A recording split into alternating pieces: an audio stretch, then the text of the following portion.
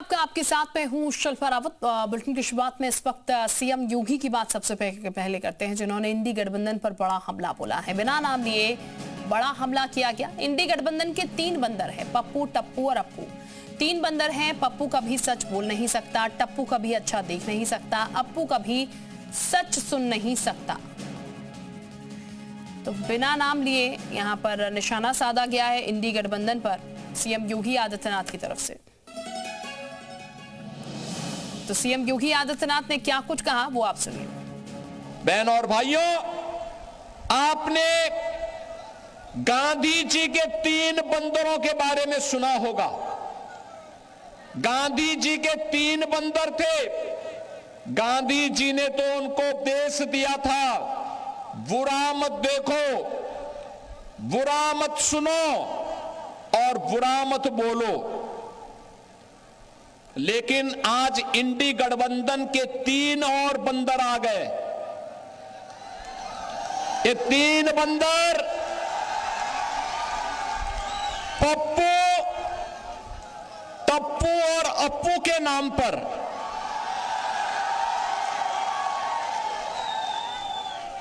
पप्पू, टप्पू और अप्पू के नाम पर पप्पू सच बोल नहीं सकता, अच्छा बोल नहीं सकता, टप्पू अच्छा देख नहीं सकता और अप्पू सच सुन नहीं सकता। इन लोगों को एनडीए सरकार के द्वारा किए गए विकास दिखाई नहीं दे रहे, उसकी खुशबू इनको सुनाई नहीं दे रहा है, दिखाई नहीं दे रहा है। ये उसके बारे में बोल नहीं सकते, सुन नहीं सकते, देख नहीं सकते और इसीलिए तो दुष्प्रचार कर रहे हैं। तो पप्पू, टप्पू और अप्पू 3 बंदर, ये सीधे कहा गया है सीएम योगी आदित्यनाथ की तरफ से। और इंडी गठबंधन में ये 3 बंदर बताए गए हैं जिनकी तरफ से कहा गया है कि पप्पू सच बोल नहीं सकता, टप्पू सच देख नहीं सकता और अप्पू सच सुन नहीं सकता। तो ये निशाना उनकी तरफ से साधा गया है और इंडी गठबंधन वाले ज्यादा बेहतर तरीके से समझ पाएंगे कि किसकी तरफ निशाना जो है वो सीएम योगी आदित्यनाथ ने साधा है। ये बता दें आपको, आज केवटी में, बिहार में वो जनसभा अब से कुछ देर पहले कर रहे थे और वहीं पर इंडी गठबंधन पर उन्होंने निशाना साधा और इंडी गठबंधन में 3 बंदर उन्होंने बता दिए, पप्पू, टप्पू और अप्पू, जिनका जिक्र उन्होंने किया। गांधी जी के 3 बंदरों से एक तरीके से जिक्र कर दिया कि एक पप्पू जो है वो सच बोल नहीं सकता, टप्पू जो है उसको कुछ दिखाई नहीं देता सच। और सुब्रत पाठक इस वक्त बीजेपी से हमारे साथ जुड़ चुके हैं। बहुत स्वागत सर आपका जी उत्तर प्रदेश उत्तराखंड पर।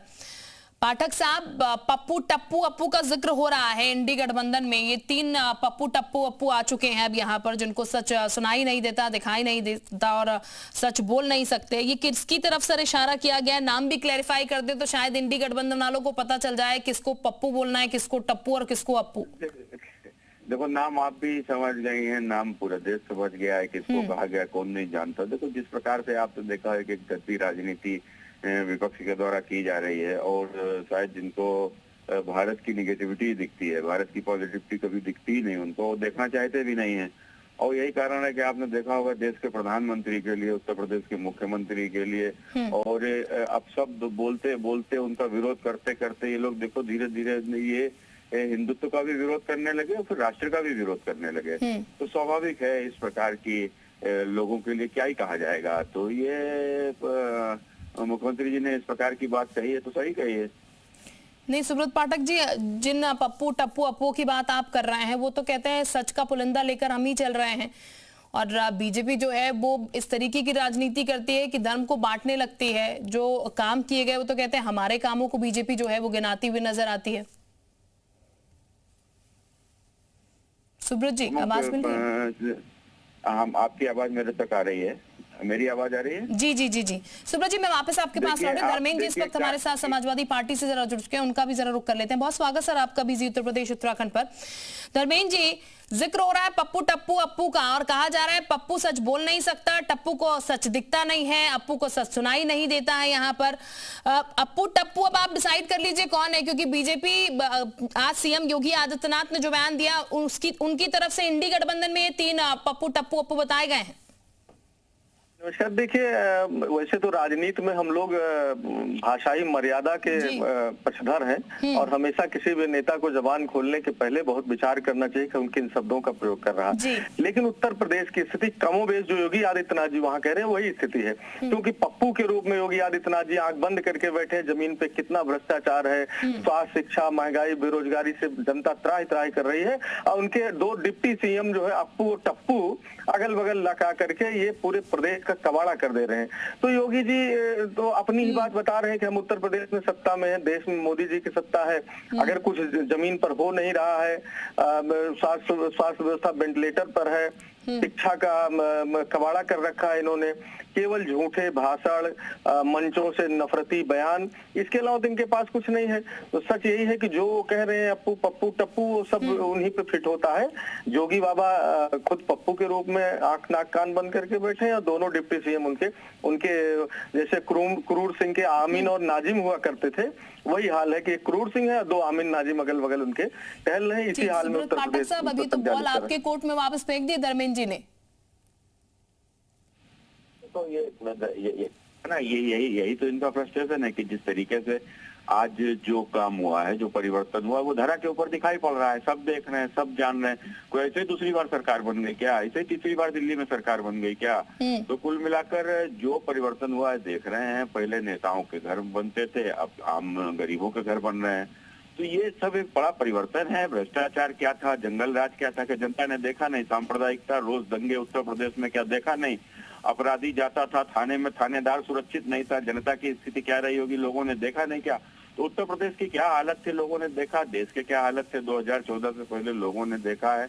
परिवर्तन भी साफ दिखाई पड़ रहा है। तो ही तो मैंने कहा ना कि प्रधानमंत्री की श्री नरेंद्र मोदी जी की लोकप्रियता, उत्तर प्रदेश के यशस्वी मुख्यमंत्री पूज्य योगी आदित्यनाथ जी की लोकप्रियता, और उससे ही विफर कर आपने देखा कैसे घृणित तरीके से प्रधानमंत्री जी के लिए अब शब्द मंच से खड़े होकर विपक्ष के नेता राहुल गांधी के द्वारा, उत्तर प्रदेश के पूर्व मुख्यमंत्री अखिलेश के द्वारा योगी जी के लिए किस प्रकार के अब शब्द, उनकी स्थिति तो इस प्रकार से हो गई कि मोदी योगी का विरोध करते करते करते ये सनातन का विरोध करने लगे, सनातनी त्योहारों का विरोध करने लगे। अभी देखो राहुल गांधी ने लेटेस्ट किस प्रकार से छठ मैया का के लिए किस तरीके की बात कही, अखिलेश जी ने किस तरीके से दीपावली के बाद कही। दोनों की हिम्मत नहीं कभी बकरीद के लिए कुछ कह पाए। तो इसलिए ये लोग मतलब हर तरीके का हिंदुत्व का विरोध, उसके बाद त्योहारों का विरोध, और यहाँ तक कि राष्ट्र के विरोध से भी पीछे हटने वाले लोग ये नहीं है। और ये आतंकवाद के समर्थक हैं। समय समय पर आपने देखा होगा किस प्रकार से। ठीक, सुब्रत पाठक साहब मैं लौट रही हूं आपके पास। सुरेंद्र राजपूत साहब भी इस वक्त हमारे साथ जुड़ चुके हैं, प्रवक्ता है कांग्रेस के। राजपूत साहब, अब इंडी गठबंधन में पप्पू टप्पू अप्पू आ चुके हैं, ये बीजेपी की तरफ से कहा जा रहा है, और जिनको ना विकास सुनाई देता, ना दिखाई देता है, और ना उसका वो जिक्र करना चाहते हैं, क्योंकि सच वो बोलना नहीं चाहते।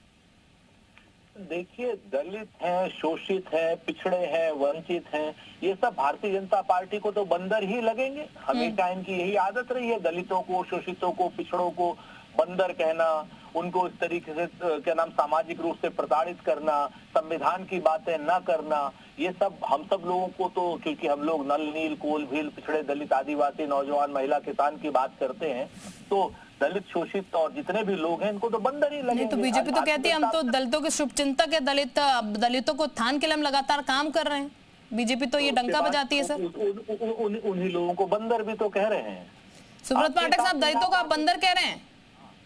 देखो, इनकी नजर में 2 ही दलित हैं, दिल्ली में राहुल गांधी, उत्तर प्रदेश में अखिलेश यादव। 2 ही दलित हैं, बाकी सब समान है इनकी नजरों में। तभी तो आप देखा कि अभी अखिलेश यादव किसका स्वागत करने गए थे? आजम खान का। आजम खान कौन था? जिसने कहा था कि बाबा साहब को बताते हुए कि भूमाफिया है, तो बाबा साहब को भूमाफिया बोलता। उसका स्वागत करने अखिलेश यादव जाते हैं। अखिलेश यादव वो है जिन्होंने बाबा साहब भीमराव अम्बेडकर मेडिकल कॉलेज का नाम कन्नौज में अपनी सरकार में आते ही बदल दिया था। ये बात करते हैं। जिनके समय पर किस प्रकार से दलितों की हत्याएं होती थी, उनकी जमीनों पर कब्जा होते थे, बेचारे मजदूर मजदूरी करके उनका पैसा तक जिनके गुंडे देते नहीं थे, किसी की हिम्मत नहीं थी जाकर वो कर दे, और किस प्रकार से उन लोगों को अपमानित अत्याचार उनके ऊपर हुए हैं, सब पूरा देश जानता है, प्रदेश जानता है। इनकी नजरों में सिर्फ दो ही दलित हैं, एक दिल्ली में राहुल गांधी और उत्तर प्रदेश में अखिलेश यादव। तो भैया बने रहे, अगर इनको अगर अप्पू पप्पू टप्पू कहा गया इसलिए दर्द हो रहा है तो हम क्या करें भैया, अखिलेश वो तो मुख्यमंत्री जी जाने। सुरेंद्र जी, आपको दो ही दलित दिख रहे हैं, वो तो कह रहे हैं सुब्रत पाठक साहब, बाकी दलित नहीं दिख रहे। राजपूत साहब चले उनके पास चलेंगे। धर्मेंद्र जी भी हमारे साथ लगातार बने, धर्मेंद्र जी का भी रोक लेते हैं। धर्मेंद्र जी, दो ही दलित यहाँ पर नजर आ रहे हैं कांग्रेस को, आपकी जो इंडी गठबंधन की सहयोगी है, सिर्फ अखिलेश यादव और राहुल गांधी, बाकी दलित नजर नहीं आते हैं। देखिए, सच ये है कि सुरेंद्र जी सही कह रहे थे कि जो सामंती विचारधारा के पोषक हैं, ये भारतीय जनता पार्टी ये न तो सनातन को जानती न हिंदू धर्म जानती। हाँ, इसके अंदर एक चीज है, ये उसकी आड़ में दलितों को, पिछड़ों को, अल्पसंख्यकों को हमेशा नफरत की भावना देखती है और उनके प्रति शब्दों का प्रयोग करती है। सच ये है कि इनको अपनी तरफ देखना चाहिए। सुब्रत पाठक जी ने एक बार भी नहीं बताया कि क्रूर सिंह और आमीन नाजिम की सरकार किस तरह चल रही है, और अगर ये कह रहे हैं कि उनकी सरकार ने काम किया है तो क्यों योगी जी और मोदी जी को नहीं कहते कि इस तरह के भाषाई अपशब्दों का प्रयोग बंद करके अपने कामों पर वोट मांगे। यदि इनको इतना ही अहंकार लगता है कि उत्तर प्रदेश में जमीन पर काम हुआ तो योगी जी को बोले कि आप अपने कामों पर वोट मांगिए। इस तरह के जो अमर्यादित शब्दों का प्रयोग क्यों करते हैं? तो सच यही है कि आप देखिए, किसी से भी पूछ लीजिए तो चंद्रकांता की एक सीरियल आता तो उसमें एक कैरेक्टर था क्रूर सिंह और उसके अगल बगल आमीन नाजिम थे, जो इनके दोनों डिप्टी सीएम। सिर्फ उसी तरह इन पूरी नौटंकी उत्तर प्रदेश के अंदर चल रही है, जमीन पर कुछ नहीं हो रहा है। ठीक, सुब्रत पाठक साहब आप सुन लीजिए, वो तो कह रहे हैं काम पर आप वोट ही नहीं मांगते हैं और ही और चीजें सामने लेके आ रहे हो। तो देखो, जो काम किया वही तो कहा ना, जो काम किया वो उनको दिखता ही नहीं है। हाँ। उनको तो केवल इसी प्रकार की चीजें दिखाई पड़ती हैं कि किस प्रकार से, और ये और मोदी योगी जी के विरोध में इतने गिर जाते हैं कि किस प्रकार से अपशब्द उनके ऊपर हमले करने लगते हैं। अभी राहुल गांधी ने कहा कि मोदी नाचेगा, इस प्रकार का शब्द अगर राहुल गांधी बोल देंगे, अगर मुख्यमंत्री योगी आदित्यनाथ जी बोल देंगे अप्पू पप्पू टप्पू, तो बड़ी मिर्ची लग जाएगी। क्यों भाई, आप देश के प्रधानमंत्री जी के लिए कुछ भी बोलोगे, उनकी माँ को गाली दी जाएगी। इस बिहार के चुनाव में प्रधानमंत्री जी के माँ को गाली दी गई, एक बार नहीं कितनी बार दी गई। तो आप हमारे प्रधानमंत्री जी का अपमान करते रहोगे और आपके लिए अगर कुछ कह दिया तो तुरंत आप दलित बन जाओगे। मैंने राहुल गांधी इस देश में दलित है, अखिलेश यादव इस देश में दलित है, इनको शर्म नहीं आती? अपने आप को दलितों से तुलना करते हो, सामंतवादी तो तुम हो कि इस बात के बाद तुम लोगों ने जिस प्रकार से गद्दी केवल एक परिवार में दे दी, यही तो सामंतवाद है। हमारे यहाँ कौन सामंतवाद है? चाय बेचने वाले का बेटा देश का प्रधानमंत्री बनता है, ये सामंतवाद है? अगर ये सामंतवाद है तो ये देश को पसंद आएगा कि निश्चित रूप से गरीब के बेटों को भी ऊपर तक जाने का अधिकार है। ये बताओ, ये अपनी पार्टी ठीक। तो धर्मेंद्र जी, सुब्रत पाठक साहब तो एक तरीके से कह रहे हैं कि शुरुआत आप लोगों की तरफ से हुई और इसलिए अप्पू टप्पू अब यहाँ पर आ गए हैं, क्योंकि भाषा की मर्यादा शायद आप लोगों ने नहीं रखी जो जिस तरीके का वो जिक्र कर रहे हैं। नहीं, पाठक जी को शायद ज्ञान कम है। पाठक जी को मालूम सामंतवाद कहते हैं जब पिछड़ों का और दलितों का हक मांग लेते हैं, जब आरक्षण को खत्म करने का प्रयास करते हैं, जब नौकरियों में संविदा ला करके एक जात विशेष लोग भर्ती करते हैं, पोस्टिंग में एक जात विशेष, इसको सामंतवाद कहते हैं। अपने बगल चारपाई पे बैठाना नहीं चाहते गाँव को, गरीब को, दलित को अपने बर्तन पानी नहीं देना चाहते, इसको सामंतवाद कहते हैं। उनको दबा के रखना चाहते हैं, उनको गरीब बनाए रखना चाहते हैं, उनको शिक्षा से वंचित रखना चाहते हैं, ये सामंतवाद है। ये भारतीय जनता पार्टी कर रही है, सामंतवाद पर ज्ञान दे रहे हैं। एक बार आचरण देखें, लगातार तीसरी सरकार है केंद्र के अंदर, उत्तर प्रदेश के अंदर दूसरी सरकार है, इन्होंने पिछड़ों दलितों का हक क्यों मारा? उनको जीवन स्तर को उठाने के लिए क्या किया? इस पर इनके पास जवाब नहीं है। इन्होंने इतना विकास किया है, शिल्पा जी, इन्होंने इतना विकास किया है कि बैलगाड़ी एम्बुलेंस बन गई है और साइकिल पर लाश लेकर के बुजुर्ग जा रहा है। आप जो बात कह रहे हैं मेरी भी सुन लीजिए थोड़ा सा। सर, सुब्रत पाठक साहब, बीजेपी यही तो कह रही है कि फिर हमने तो काम करा कि हम वापस लौट कर आए। आप कह रहे हैं कुछ करा नहीं, लेकिन फिर वोट कैसे मिले? वो कह रहे हैं हमें तो वोट मिला है, हमें लेकर आई है जनता, हमने काम किया इसलिए। पूरा प्रदेश जानता है कि नफरत का बीज बो करके सत्ता में वापस आना अलग बात है और जनहितकारी और जनता के लिए काम करना अलग बात है। यही पोल 2024 में खुल गई। 2024 में इनको जनता ने, सबसे अंतिम चुनाव कौन सा हुआ? 2024 का आम लोकसभा का चुनाव हुआ। आम लोकसभा के चुनाव में इनकी नफरत हार गई। जो कपड़े से प्रधानमंत्री जी पहचानते थे, जो भैंस खोल ले जाएंगे डराते थे, वो हार गए। अब आने वाले सारा चुनाव हारेंगे। भारतीय जनता पार्टी का झूठ का जो इनका कारोबार था वो खत्म हो गया, गुब्बारा सुब्रत पाठक, बीजेपी के तो फ्यूचर प्रोडिक्ट हो चुका है समाजवादी पार्टी की तरफ से। मुंह पे पट्टी बंधी हुई है। इन्हें हरियाणा में भाजपा जीते इन्हें नहीं दिखाई पड़ा, महाराष्ट्र में भाजपा जीते इन्हें नहीं दिखाई पड़ा, बिहार में जबरदस्त जीतने जा रहे इनको दिखेगा नहीं, आंख बंद हो जाएगी, दिल्ली में भाजपा जीती इनको नहीं दिखाई पड़ा। तो कुल मिलाकर ये भाजपा आगे के सारे चुनाव जीतेगी। और जिस प्रकार से आप लोग रो रहे हो ना, तो ये आपकी हार का पहले ही आप लोग कभी कभी वोट चोरी चिल्लाने लगते हो, कभी ईवीएम के ऊपर चिल्लाने लगते हो, ये सब क्या है? तो ये कुल मिलाकर आप जानते हो कि आपने जो कुकर्म किए हैं जनता ना भूली है ना भूलेगी। और सामंतवाद आपकी पार्टियों में साफ दिखाई पड़ रहा है कि बाप के बाद बेटा ही आएगा, यही तो सामंतवाद था। अभी सामंतवाद के लिए रोते हो? अरे आप मुलायम सिंह जी के बाद नेता बनाओगे अखिलेश को, सामंतवाद के लिए चिल्लाओगे? गांधी परिवार में राहुल की चमचागिरी करोगे, चिल्लाओगे सामंतवाद के लिए? ठीक है, चलिए शुक्रिया सुब्रत पाठक साहब, धर्मेंद्र जी बहुत शुक्रिया, आप दोनों का समय इतना ही हमारे पास। और फिलहाल जनता जो है वो सब जानती है और जनता सब देख भी रही है और उसी के आधार पर वोट भी करती है। बहरहाल आगे बढ़ते हैं और सीएम योगी का विपक्ष पर बड़ा हमला हुआ है। कांग्रेस, आरजेडी, एसपी घोर हिंदू विद्रोह की है। ये तीनों राम विरोधी पार्टियां, ये तीनों मां जानकी की विरोधी हैं। कांग्रेस ने कहा राम हुए ही नहीं, हमारी आस्था से इन्होंने खिलवाड़ किया। आरजेडी ने अयोध्या राम मंदिर व्रत रोका। सपा ने राम भक्तों पर गोलियां चलवाई।